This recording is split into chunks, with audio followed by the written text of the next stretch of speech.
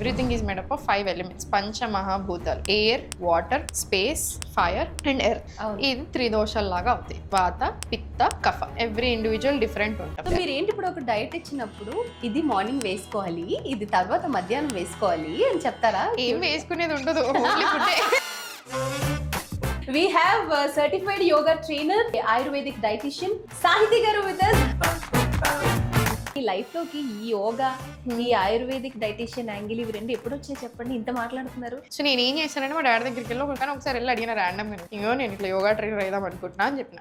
ఏం చేస్తావు అన్నాడు. అంటే ఏం కాదు అంటే దీనికి చాలా మంచి అప్రోచ్ ఉంటుంది, ఇక్కడ వెళ్ళి చదువుకోవాలి, ఇక్కడ వచ్చి చేయాలి, ఇక్కడ కూడా మంచి స్కోప్ ఉంది, అవి ఫస్ట్ వెళ్ళి బుక్కులు అన్నాడు. సరే, యోగా గురించి జనాల్లో ఉన్న ఒక మిస్కన్సెప్షన్ ఏంటి? ఇప్పుడు యోగా ఈజ్ ఆల్ అబౌట్ ఆసన అనుకుంటారు. ఏంటంటే చూడగానే ఇట్లా ఒక మంచి ఎస్థెటిక్ ఒక యోగా బట్టలు వేసేసుకొని కంప్లీట్ ఏ స్టిల్ అయినా వెళ్ళిపోవడం, దట్ ఈస్ నాట్ యోగా. చాలా అన్కంఫర్టబుల్ ఉంటుందండి, వెళ్ళగానే ఏం మ్యాజికల్ కాదు ఇదంతా. ఫ్లెక్సిబుల్ స్పైన్, అన్స్టిల్ మైండ్, వేస్ట్ రెండు ఉండాలి. జిమ్ లాంటిది జాయిన్ అయిన తర్వాత మనం మానేస్తే మళ్ళీ పుట్ ఆన్ అయిపోతారు అనే ఒక వెర్షన్ ఉంటుంది. యోగా కూడా అది ఉంటుందా?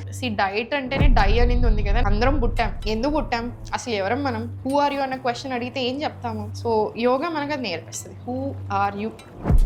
ఉమెన్ కి ఓవర్ థింకింగ్ ని ఓవర్కమ్ చేయడానికి ఏదైనా ఒక టిప్ చెప్పండి. శ్వాస మీద ధ్యాస పెట్టాలి అంటారు. ఒక్కసారి మనకి ఇప్పుడు యోగా కానీ అండ్ ఆయుర్వేద కానీ మనం అనుకుంటున్నాం 5000 years నుంచి ఉంది అని. అవునా? మేము యోగాలో ఆది యోగి ఇస్ ద ఫస్ట్ యోగి అంటే హూ ఇస్ ఆది యోగి?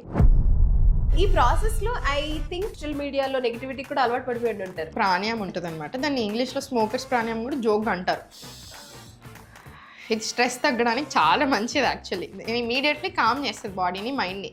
అయితే ఇది ఒక వీడియో చేస్తాను, దాని మీద మీమ్స్ చేశారు, అందుకే సిగరెట్లు కొడుతున్నాం మేము.